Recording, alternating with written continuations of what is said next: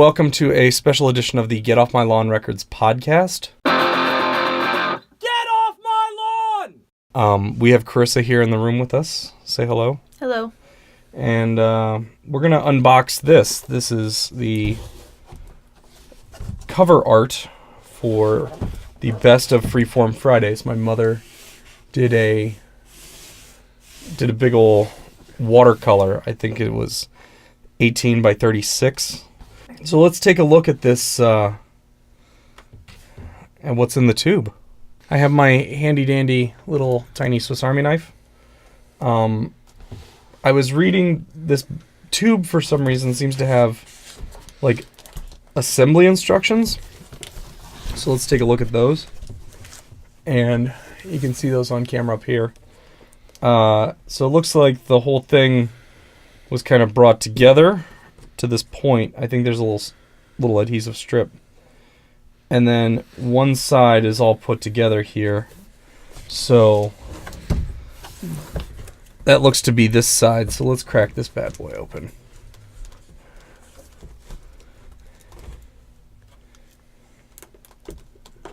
And while I'm doing this, a big thank you to my mother for doing this. When was the last time you saw an album cover that was done with actual art?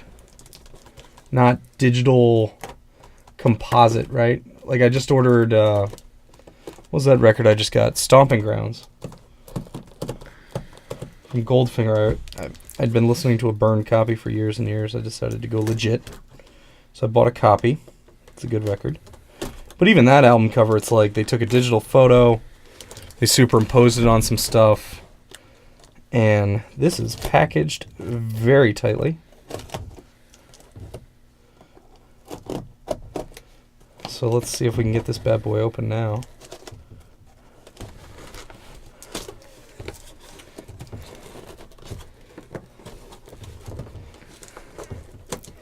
You know, if this was easy, Why don't you put the knife down? everybody would do it. Stuff at that. So, looks like there's some extra materials. There's a big old tube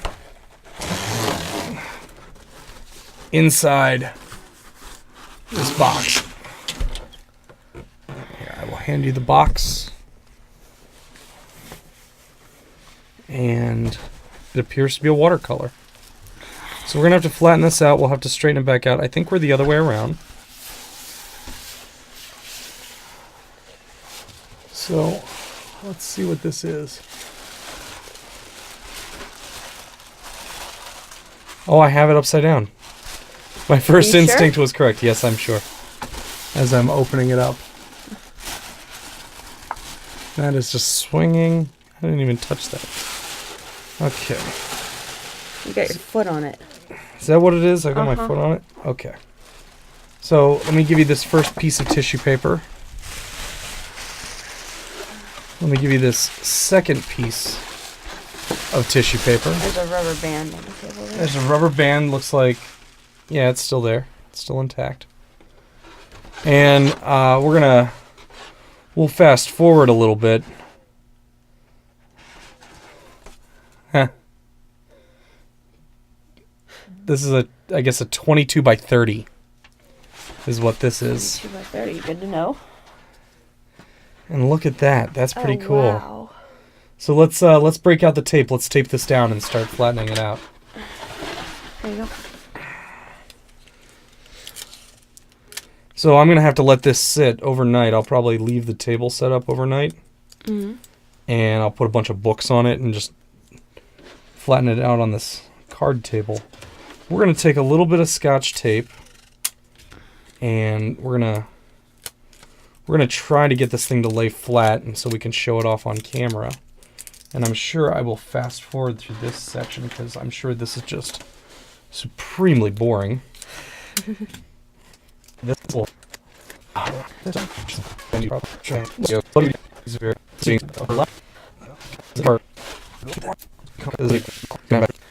That is just incredible. Isn't that something? That's gorgeous. She's really good at this.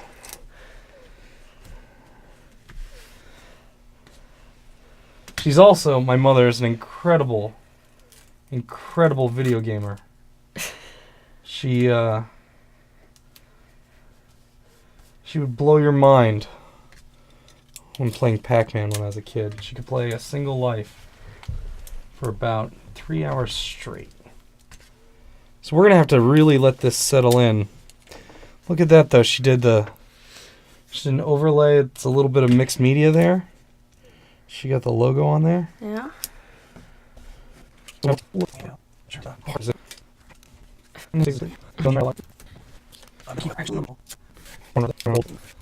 Yeah, look at that. I'm gonna move this camera a little bit so we can get a real clear view. I think if I just do that, there we go. Look at that.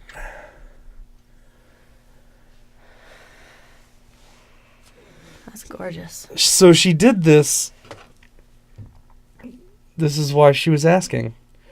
She had reached out. She said, "Okay, what are the guitars in the?" I think she was watching A Bull at the Gate, which I guess now we have to announce the track listing because It's on there. it's right here. And it was. These are the 4 guitars that were used on A Bull at the Gate. These are also the 4 guitars that were used on the Return of 4 Guitars. And she had reached out. She said, "What are the models?" So she wanted to get a good look at the guitars. I'm like, just pause the video. But, so I sent her the models.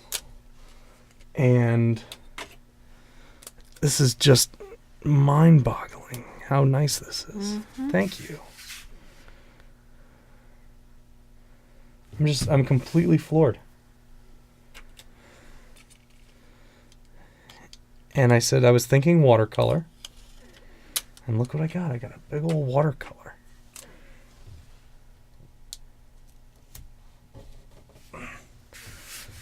We'll let this sit overnight. And it should flatten out. We'll take a very high quality photograph of this. Yeah. So this will be the spine, right? Uh-huh. This will be number 1. That will be number 2. I may have to resize digitally. How are we going to do this? This isn't quite 2-to-1 plus a little something. But it's gorgeous. Uh-huh.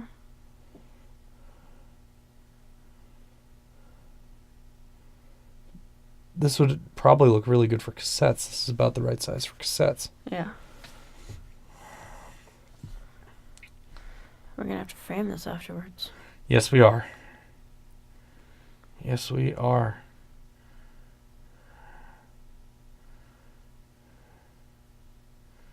Yeah, I might go through digitally and make these square.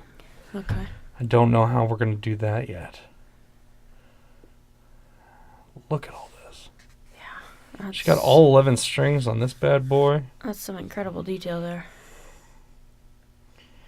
This is what I love about watercolor. It's real easy to go down the rabbit hole and spend 6 months working on something. But watercolor, you got to do real fast. All of this color would have been done very quickly. Yeah. And these absolute fireworks.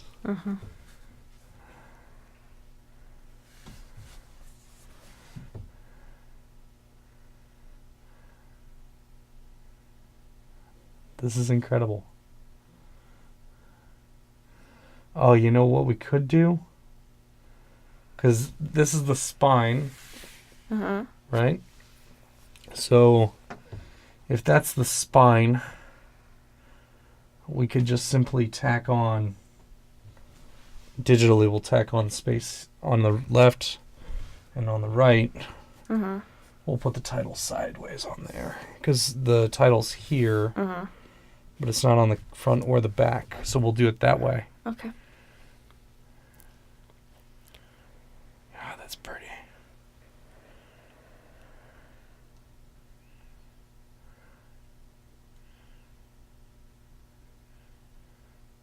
Huh. an unboxing where I talk so very, very little. Yeah. I'm rarely rendered speechless. I really am, though, this time. This is incredible. Yep. So, should we go through the track list, maybe? Maybe that would be interesting. So the first is Superpowers. Which, you know, to me, I just thought it was a really nice opening. Part of the parameters for when I did the compilation was I wasn't so worried. We did 7 sessions over the course of a year. Yeah. And I wanted to compile the best of those sessions. So some of the decisions, like the one called Watch Out for Iron Man, that one just wasn't going to make it just because I kind of quote a popular song, which is okay. Like, you can get away with it, but honestly, I don't want to risk it. So from that session, we kept, for this, we did Absolute Fireworks, which is that one where Josh plays that incredible oud solo. And Hand in the Cookie Jar with Harp by Andrea. That was a lot of fun. And we, so Superpowers, that had Jake Wilson. And he was drumming. He did a really good job. Then the second one is A Bull at the Gate, which, of all the solos I played this year, my solo on A Bull at the Gate is probably the one I'm most proud of. Okay. It came out the nicest. But the whole performance was good. So that's why I made it. But that one's special to me. Hand in the Cookie Jar is Andrea's favorite. She did a bunch of them. Life Goes On is my favorite with MC Overlord. Okay.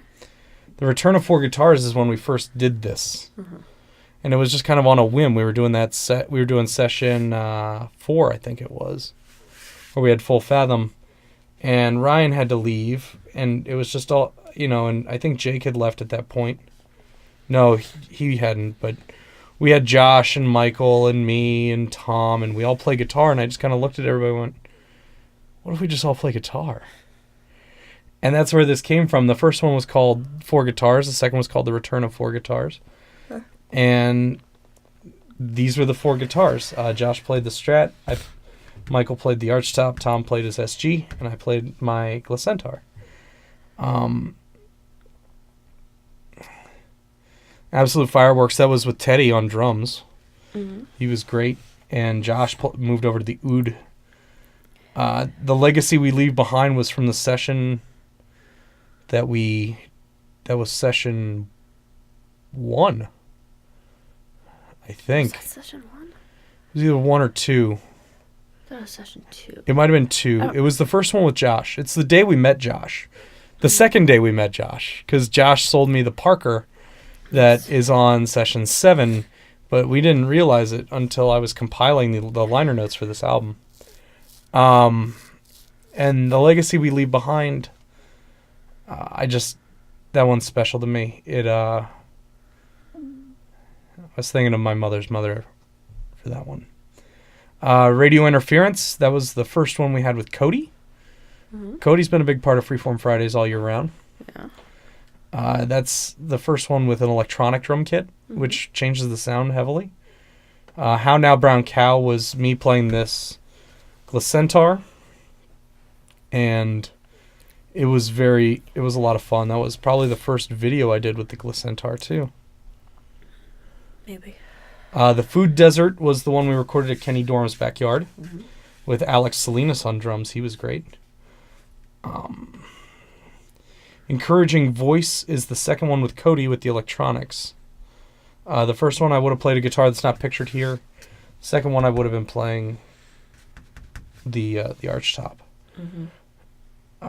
12 is Familiar Territory. It's in their 4 guitars. Josh was playing the Glicentaur. Tom was playing the SG. I was playing the Archtop. And then Sam came in with his little Ibanez RG. And he was great. He's got a really nice solo on that. And then number 13 was from the same session as Life Goes On. It has Joshua Thompson. And Joshua Thompson played sax on both Life Goes On and, a bunch of others. But Life Goes On and let it roll. But the earworm of all we did 2 with MC Overlord, and I think we did 2 or 3 or 4. We did a bunch without him as well. And Josh really took a nice solo on the earworm. That whole session, by the way, was G minor. Was it? Yeah. It almost became a running gag. Would be, all right, what do you want to play next? Anything but G minor. Okay. Play G minor. And Regal Cat is getting into the tissue paper on the floor. Of course she is. Hey. So this is the art that's going to become the cover for the Best of Freeform Fridays 2016. I'm very excited. And thank you for watching. This might be my shortest unboxing ever. On that note,